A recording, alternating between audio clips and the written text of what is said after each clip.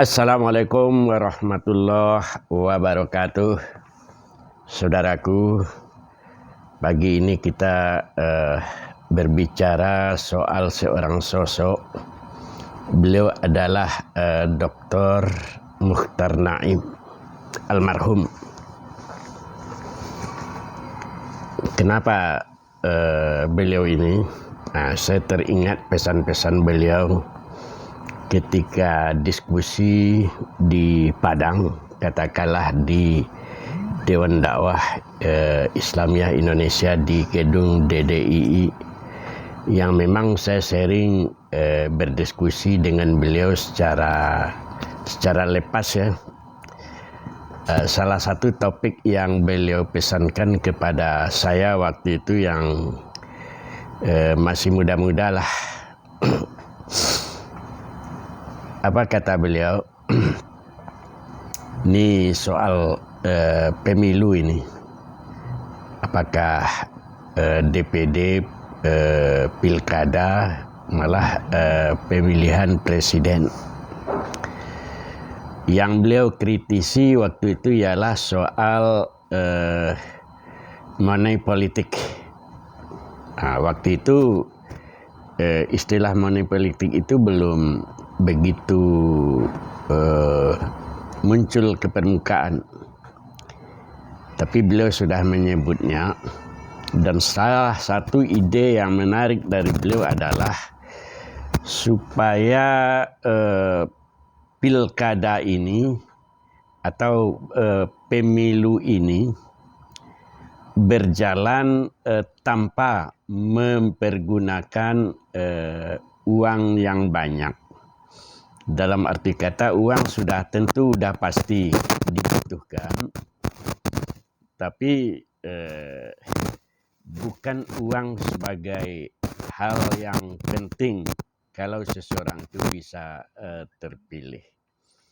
Ini artinya uang tidak menjadi dasar bagi masyarakat untuk memilih seseorang. Kata beliau, kalau pakai money politik, kemudian segala sesuatunya yang dinilai itu adalah uang, maka intinya tidak akan ada pemilu yang jurdil itu, jujur dan adil. Sebelumnya ada luber, langsung, umum, bebas, rahasia, kemudian ditambah dengan jujur dan adil. Pesan beliau yang sangat sederhana itu, nah kalau kita renungkan untuk generasi sekarang, memang kelihatannya itu sulit. Namun kata beliau, itu adalah upaya yang harus bersungguh-sungguh untuk mewujudkannya.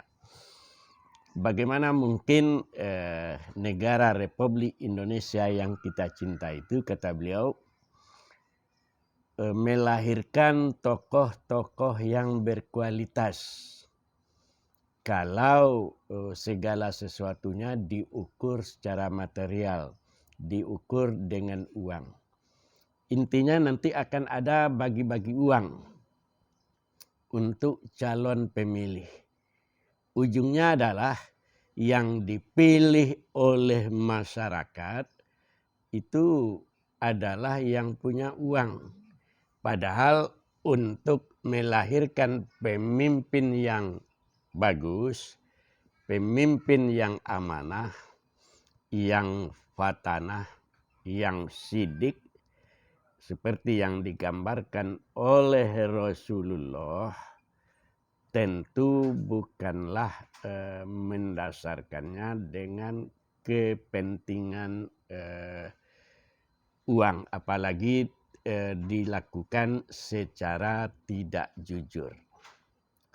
Nah, menyadari hal ini, beliau berpesan bahwa di masa yang akan datang ini merupakan tantangan yang sangat besar bagaimana bisa seseorang terpilih menjadi pemimpin padahal dia tidak punya uang, meski dia itu misalnya cerdas, kemudian jujur, inovatif, kreatif, dan sebagainya itu.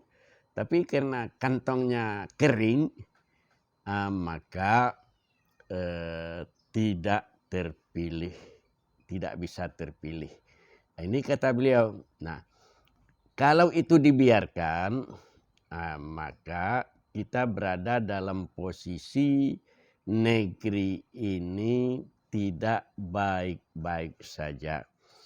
Yang akan terpilih nanti adalah orang yang tidak jujur, orang yang tidak benar, orang yang tidak mencintai negeri ini dengan baik, tetapi karena uangnya banyak, tanpa peduli apakah uangnya itu dari hasil korupsi, apakah uangnya itu uang panas, uang haram.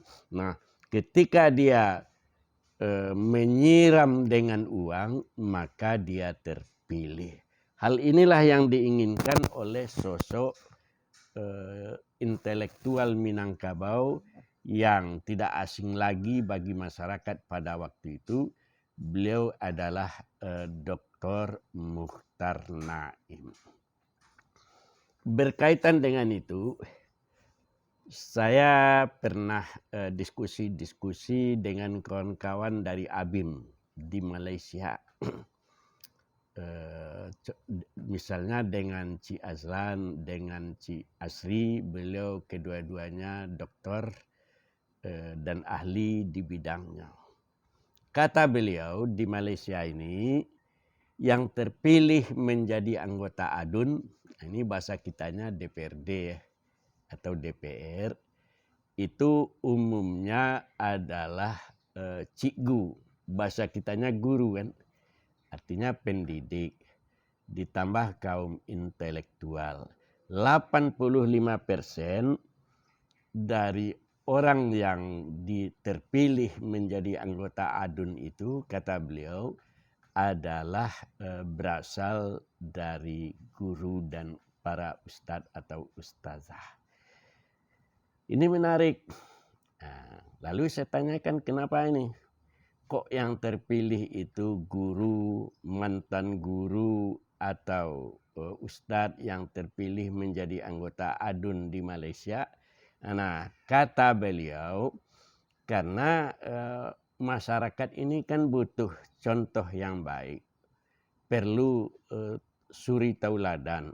Nah, orang yang dianggap cerdas, yang mempunyai, yang bergaul dalam ilmu pengetahuan, kemudian menanamkan kejujuran dan sebagainya, ada jiwa idealisme di sana, ada jiwa patriotisme dan seterusnya, maka guru adalah menjadi contoh. Nah, itu sebabnya para guru banyak terpilih menjadi anggota ADUN, sehingga Malaysia di kebanyakan atau mayoritas adalah anggota ADUN. Nah, bagaimana dengan kita? Ini lagi. Dengan kita di Indonesia,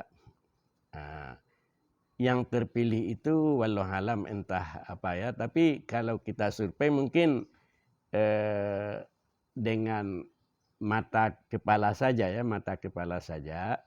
Umumnya yang terpilih itu bukan orang-orang yang berhubungan dengan dunia akademik, dosen, guru, ustadz, dan sebagainya.